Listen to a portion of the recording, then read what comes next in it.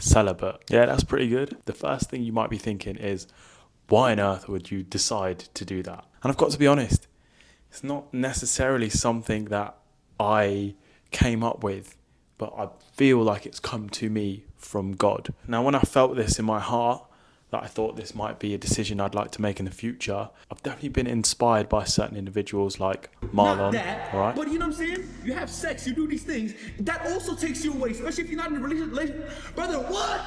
What? And I'll tell you why it's inspiring from a guy like him, because he's obviously like, I don't know, maybe one of the best looking people on the planet. Obviously super charismatic and charming. And realistically, he could have any girl he wanted that day, that night. So if he's celibate when he has all these options, made me think, like, it made me intrigued. Yeah. Obviously in Islam, in Christianity, if you come from a religious background, the idea is you stay celibate until marriage. And there's always been a lot of rules in religion where it's been like, oh, well, why? Like, okay, fine, you just follow the rules and that'll be that. As I'm growing older and wiser, I'm very much understanding that all of these rules that have been put in place by God, every single one of them makes sense, especially in Islam, where it's like, all right, don't drink, don't eat pork, don't gamble, don't have sex before marriage. Like, there's obviously quite a few, but those are some main ones.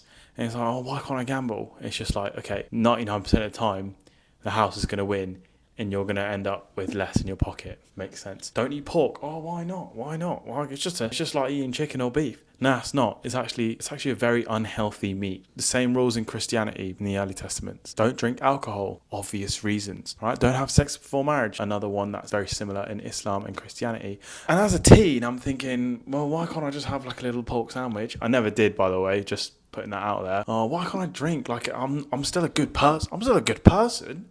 Like, I'm still a good person. Like, it doesn't change my soul, you know? But when you're under the influence, how you react to certain situations, how you control your emotions, how you behave in social environments, perhaps make you do things that you wouldn't normally do for the worse, and also put you in situations that you don't necessarily want to be in. In the UK, we call it confidence juice.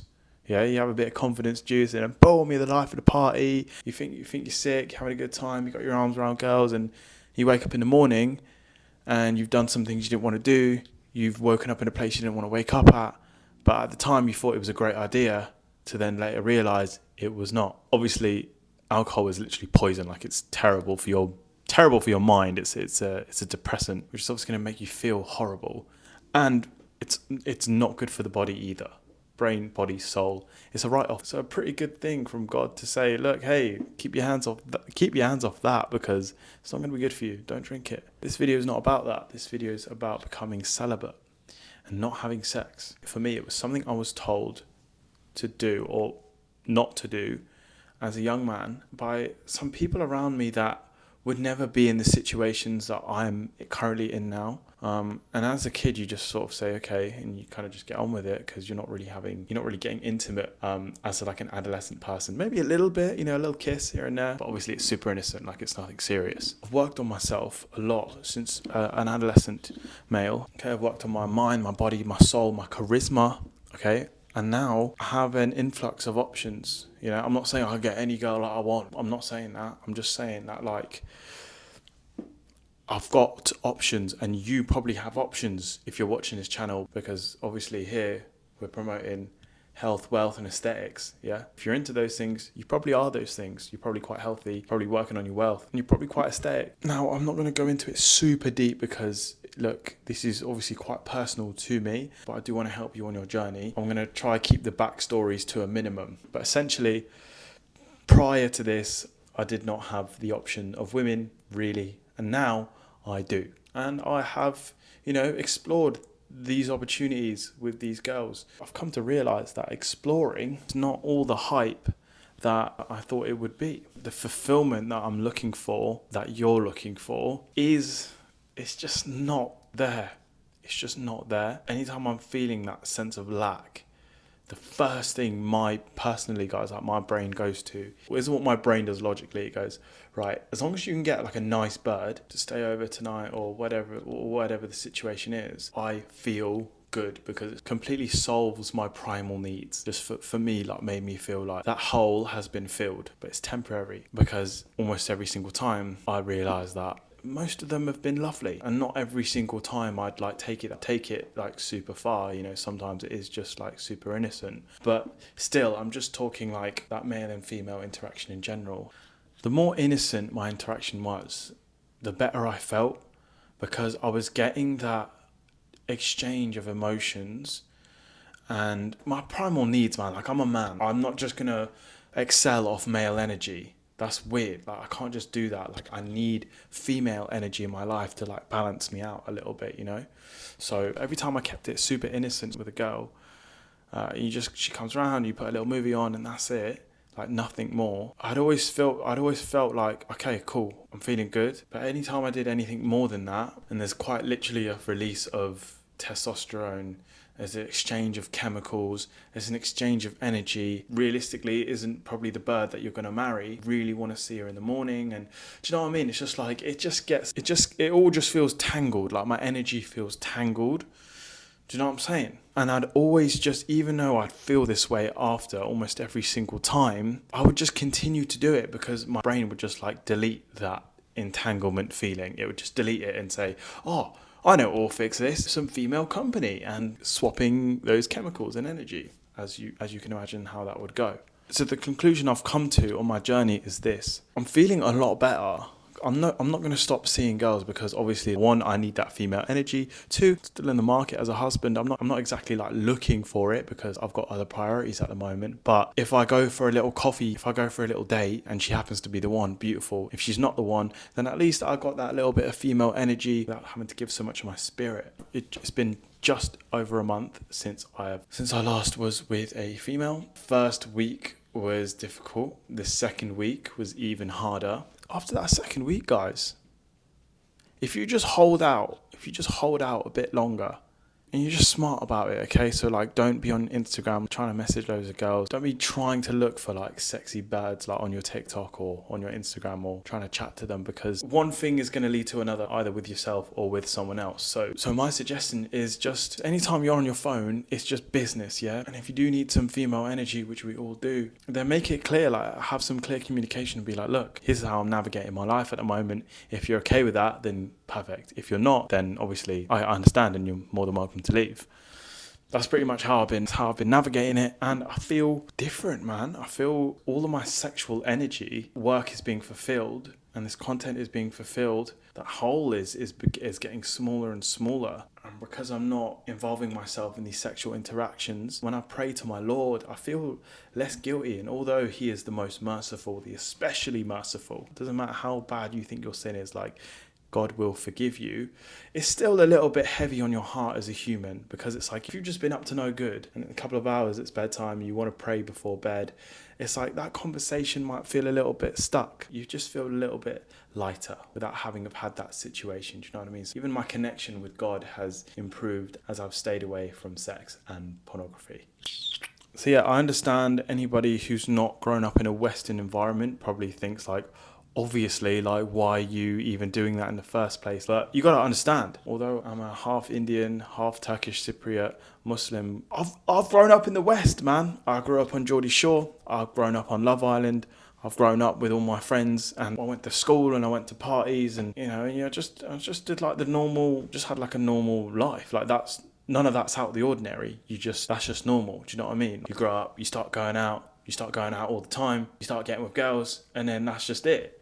And you just do that over and over and over and over and over again.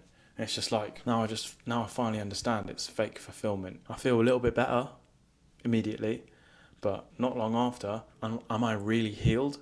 Nah, because I'm a man and I have a mission and I have God. So I need to put way more attention and energy into, first and foremost, God, and into my mission. If I'm releasing sexual energy, which is powerful energy, and I'm just putting it in places where it doesn't need to be, now I can't use that anywhere else. How am I going to penetrate the world if I've released all of that already? So now when I step outside in the morning, I can't come correct, okay? But now I step outside and I'm like, bang, who wants it? Do you know what I'm saying?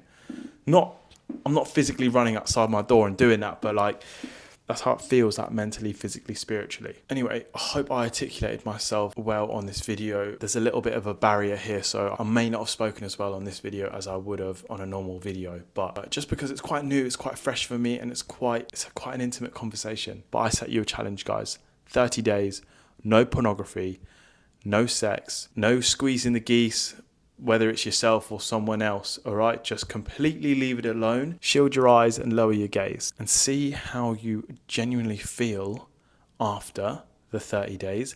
And not only that, but see the increase in productivity that you've had throughout those 30 days. Then after, you can make a decision and say, right, was that beneficial for me? I'm going to do another 30 days. So that's exactly what I'm going to do. And if that 30 days is beneficial, then maybe do another 30. Just keep going. And I think I'm just going to do that over and over again until, inshallah, I meet my wife and until you guys meet your wife. Do you know what I mean? So yeah, if you see me in future videos talking to women, which you will, because I want to help you with that side of life, because it's very important. Yeah, just know I'm keeping it surface level. All right, guys, stay sharp, stay shredded, stay celibate, and I'll see you in the next one. Subscribe.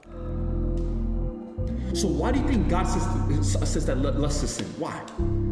Because he knows the backstory. He knows that it takes away the real purpose of what you actually need to do. Like, he's looking out for you. And I'm not saying lust, bro. I'm not saying, bro, even me, lust is not going for me either. I'm not perfect. I still do it. Not that. But you know what I'm saying? You have sex, you do these things. That also takes you away, especially if you're not in a relationship. Brother, what? I'll tell you right now. You think that? Hey. You think?